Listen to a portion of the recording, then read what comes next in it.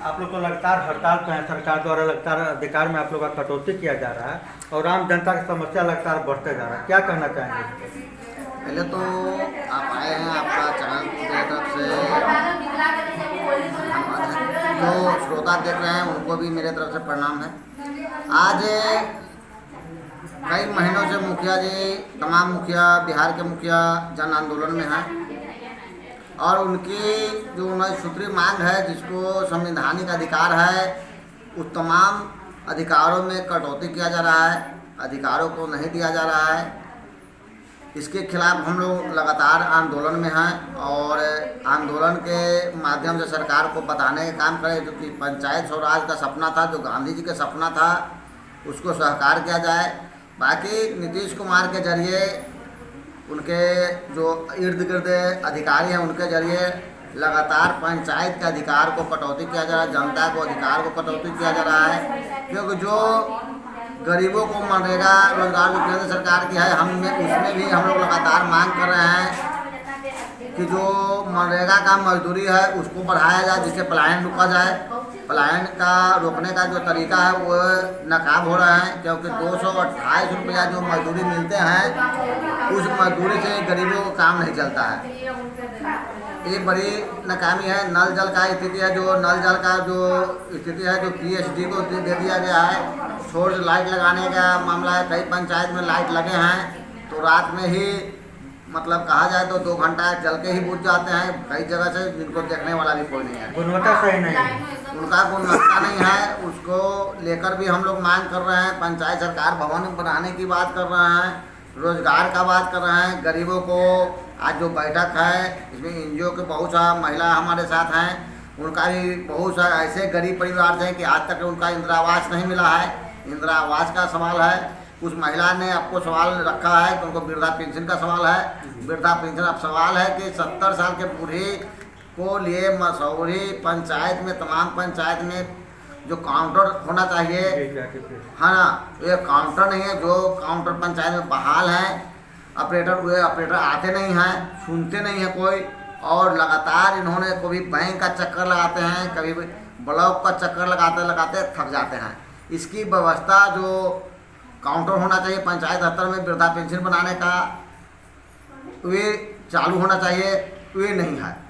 हम लोग लगातार मांग कर रहे हैं सरकार से कि इसकी व्यवस्था किया जाए। गरीबों को सस्ते दर पर लोन जो मिलता है वो मिले। बकरी सेट का सवाल है, सरकार योजना बनाती है, बकरी सेट मिल नहीं पाता। पशु सेट गरीबों को मिले, सस्ते दर पर लोन मिले, शिक्षा का उत्तम व्यवस्था हो। हमारे पंचायत में कई ऐसे विद्यालय हैं जहाँ टीचर नदारत हैं, टीचर हैं ही नहीं, तो पढ़ाई कैसे होगा।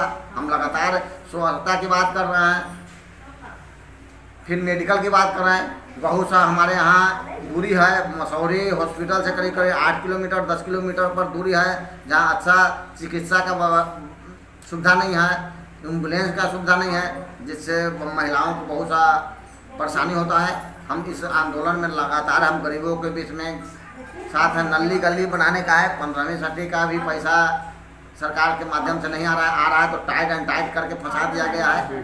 बड़े पैमाने पर आप टाइट एंड टाइट के चक्कर में फंसा हुआ है। जीएसटी का मामला है, गिट्टी वहाँ से लीजिए, सीमेंट वहाँ से लीजिए, बालू वहाँ से लीजिए, बीच को पर कोई ठेकेदार कराने के लिए तैयार नहीं है। ये स्थिति पैदा बिहार के अंदर में है। हम आपके चैनल से चाहते हैं कि आपके चैनल से जो नीतीश कुमार के जो अधिकारी हैं, उनको चाहिए कि जो अधिकार पंचायत को दिया गया है, यहाँ जो संशोधन है जिसमें 19 मांग है, उसको लागू किया जाए।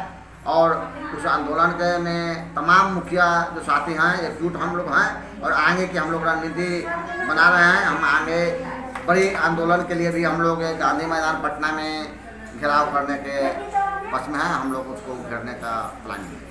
अच्छा, नीतीश कुमार तो जब पंचायत चुनाव शुरू करवाते तो बोले थे कि हम सारा अधिकार पंचायत को दे देंगे, लेकिन लगातार आप लोग के अधिकार में कटौती किया जा रहा है।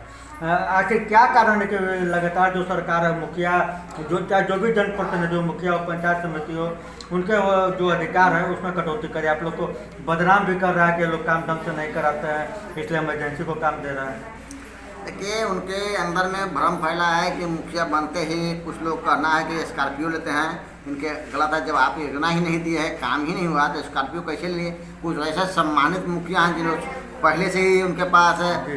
व्यवस्था है। वो अपने व्यवस्था को जब मुखिया बन गए हैं तो अपने व्यवस्था से चलने के लिए शुरुआत किए हैं, जिसको बदनाम करने की कोशिश किया जा रहा है। आप एक तरफ कर रहे हैं दलित का बात करते हैं, पिछड़ा का बात करते हैं, महिला आरक्षण की बात कर रहे हैं। जिस महिला को आपने आरक्षण दिया है और उसके हाथ में चाबी नहीं दिया है, तो इस मजाक ना उसके साथ है। मुखिया महिला हैं और वो अपना काम नहीं कर रहे हैं, उनके पास स्वतंत्रता नहीं है, उनके पास कोई चेक नहीं है कि जिससे वो काम करें। अब मान लीजिए कि जो गरीब महिला मुखिया बन गए हैं, प्रतिनिधि बन गए, चाहे वो पंचायत समिति हो, जिला परिषद हो या वार्ड हो, ये तमाम लोगों को कोई फंड नहीं दिया जा रहा है। तो बता दीजिए कि एक तो कि बेरोजगारी का इतना मार है कि लोग उनसे पूछते हैं मुखिया जी कभी रंटोटी को पैसा, कोई गरीब मर जाते हैं तो कभी रंटोटी के लिए मुखिया जी को ऐसा सिस्टम नहीं है। मरने के बाद 21 दिन के अंदर में मृत्यु, बता दीजिए कि 21 दिन के बाद वो मृत्यु प्रमाण पत्र लेके लाश उठाएगा। लाश उठाने के लिए तत्काल मुखिया जी से पैसा मांगता है। मुखिया जी प्रतिष्ठा बचाने के लिए कर्ज हो, महाजन हो, लेके उस पीड़ित परिवार को देते हैं, क्योंकि पंचायत का गरिमा के भी सवाल है और मुखिया जी के खुद का भी गरिमा का सवाल है जुड़ा हुआ। इसलिए बहुत सा ऐसे मुखिया हैं गरीब कि जो 3000 का 300 रुपया भी देने में अक्षम है। ये स्थिति पंचायत में नीतीश कुमार के राज में मुखिया को मुखिया बना दिए हैं, ये स्थिति है।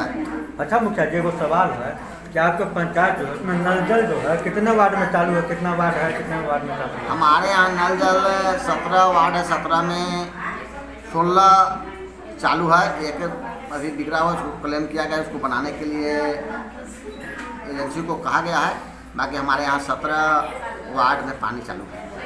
अच्छा दशहरा आ रहा है, दिवाली आ रहा है, छठ आ रहा है, हिंदू का बहुत बड़ा पर्व का मौसम आ रहा है, ऐसे में आप लोग हड़ताल पर हैं और आम जनता का समस्या बढ़ते जा रहा है, क्या करना चाहेंगे आप? देखिए जनता के साथ हम हैं, जनता के काम कर रहे हैं, जनता के ही आज देख रहे हैं कि रविवार है, रविवार को दिन भी हम लोग जनता के साथ हैं। जी आप बहुत सा महिला आपके सामने हैं, यदि हम जनता के साथ नहीं रहते हैं तो इतना कई पंचायत के गांव से महिला जो आए हुए अपना समस्या लेके, तो हम इनके साथ लगातार बैठ रहे हैं, इनके साथ इनको समस्या को सुन रहे हैं और जो हमसे होने लायक है काम उनको निपटारा भी कर रहे हैं। हम लोग सरकारी काम जो है, जो सरकारी योजना जो है सरकार के माध्यम से जो थोपी जा रही है, उसको हम विरोध कर रहे हैं कि वो थोपने वाला काम बंद करे, सरकार थोपना बंद करे।